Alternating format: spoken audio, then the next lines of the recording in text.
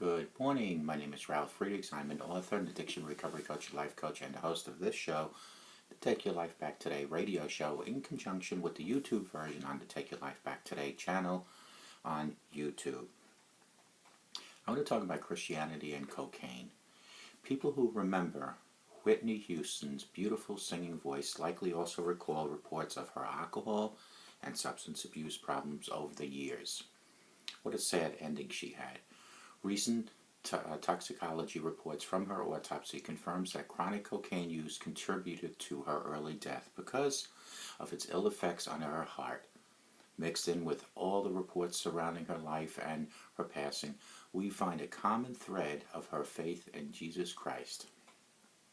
Friends, her musical talents began to be noticed as a preteen singing gospel in the New Jersey Baptist Church. Her faith was heralded at her going home service at various well-known Christian leaders, singers, and Hollywood celebrities made statements about her faith in Christ and her eternal dwelling place in heaven with God. Whether spoken aloud or simply pondered, some question how a faith-filled person like Whitney could live a lifestyle of chronic cocaine use. Many cocaine users and Christians think the same thing. I think some confusion needs to be cleared up about cocaine and Christ. The myth, cocaine addiction is worse than any other addictions. The truth is, an addiction of any kind wreaks hair on a person's body, mind, and soul. An alcoholic is no less addicted to alcohol than a cocaine addict is to cocaine. Just because alcohol is a legal substance in our society doesn't place it in any less harmful category. Same goes for prescription drugs, nicotine, heroin, morphine, meth. The list just keeps going. Because of the enormous cost of our society from abuse and addiction to alcohol, nicotine, and illegal substances, the medical community has been diligently seeking to understand addiction. Studies have identified a reward pathway in our brains. The NIDA states humans as well as other organisms engage in behaviors that are rewarding. The pleasurable feelings provide positive reinforcement so that the behavior is repeated. There are natural rewards as well as artificial rewards such as drugs. Natural rewards include food, water, sex, and nurturing, while artificial include drugs. In a non-medical nutshell, we all crave pleasure, and some people find it in drug use. Addiction happens when the compulsion for the pleasure drives a person to lose control over how much and how frequently they want that pleasure. It's complicated, but addiction does not necessarily happen because a person has moral flaws or lack of willpower. Much goes in a brain to increase a person's chances of having an addiction. Here's another myth. If you use cocaine, you are addicted to cocaine. The truth of the matter is, just because cocaine is an addictive drug doesn't mean all users become addicted. Lots of factors come into play, such as environment, personality, and whether they inherited it or not. The more frequently a person uses any addictive substance, the greater the chance the person will develop an addiction. However, occasional use of cocaine does not equal addiction. Here's another myth. People who use cocaine are crack addicts. Here's the truth. A person can use cocaine and never use crack. WebMD explains how there are two forms of cocaine use. The first form, the white crystalline powdered form, can be sniffed through the nose, snorted, or dissolved in water and taken through a vein intravenously. It can also be taken by mouth or rubbed into the gums. Number two, the freebase form, which has had impurities removed with solvents, is smoked.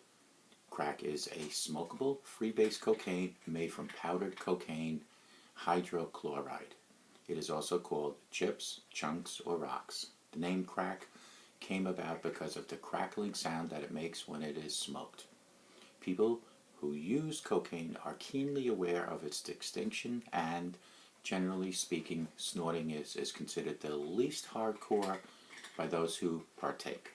According to the NIH, National Institute of Health, when cocaine is snorted, it is absorbed in a bloodstream via the nasal tissues, takes longer to take effect, and lasts longer and with less intensity than any other two methods, injecting or smoking.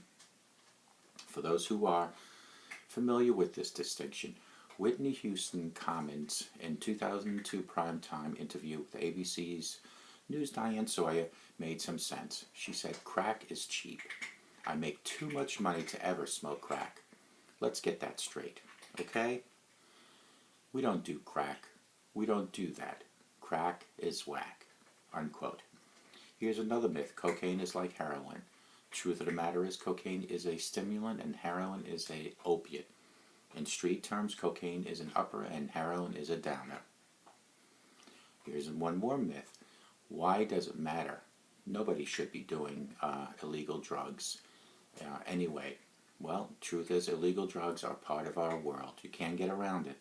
That includes people of faith. Regardless of how a person became involved with cocaine, even Christians, if they are using it, they are at risk. It is up to God to help guide and direct you. I would pray if I was you using it.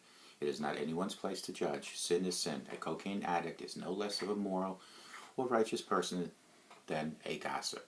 Remember Christ's words in Mark 2:17. Healthy people don't need a doctor. Sick people do. I have come to call not those who think they are righteous, but those who know they are sinners. Accompany that with Romans 3:23. For anyone has sinned, we all fall short of God's glorious standard. We are none worthy of the grace given us by Jesus Christ. Using cocaine or any recreational drug demonstrate a lifestyle of risky behavior, even by Christians, often leading to regrettable consequences, heart problems, jail time, financial ruin, death. That's just to name a few. At least Whitney Houston owned her behavior.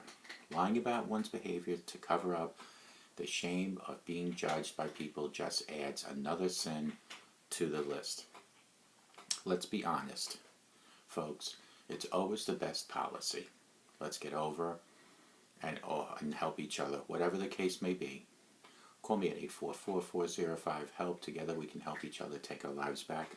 Be good to yourselves. Be good to each other. Remember, simple smile to a total stranger can change that stranger's life, can even change your life. And folks, even Christians can be addicted to drugs. It is up to us Christians to pray and let God guide and direct us daily. We don't need drugs. We have God.